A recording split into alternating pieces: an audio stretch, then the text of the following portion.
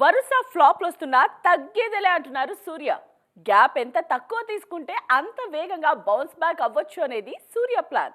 ప్రస్తుతం ఇదే చేస్తున్నారు ఈయన. పైగా ఈయన స్పీడ్ చూసి ఫ్యాన్స్ కూడా ఖుషి అవుతున్నారు. కంగువా గాయం నుంచి కోలుకోవాలంటే వరుస సినిమాలు చేయడం తప్ప మరో ఆప్షన్ లేదంటున్నారు ఈయన. సూర్య ప్రత్యేకంగా పరిచయాలు అక్కర్లేని పేరు. తమిళంతో పాటు తెలుగులోనూ అదిరిపోయే మార్కెట్ ఈయన సొంతం.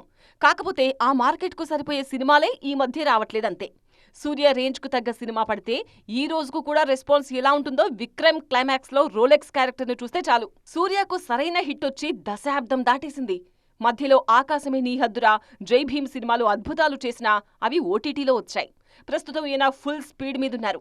ఒకేసారి 3-4 ప్రాజెక్టులు చేస్తున్నారు. భారీ అంచనాల మధ్య విడుదలైన కంగువా దారుణంగా నిరాశపరిచింది.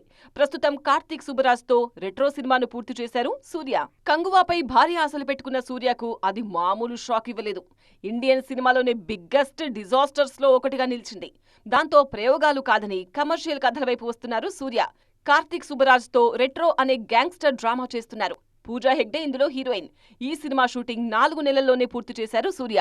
ఓ సినిమా పోస్ట్ ప్రొడక్షన్ నడుస్తుండగానే మరో సినిమా పూర్తి చేస్తున్నారు సూర్య. ప్రస్తుతం కమీడియన్ కమ్ డైరెక్టర్ ఆర్జే బాలాజీతో ఓ సినిమా చేస్తున్నారు సూర్య.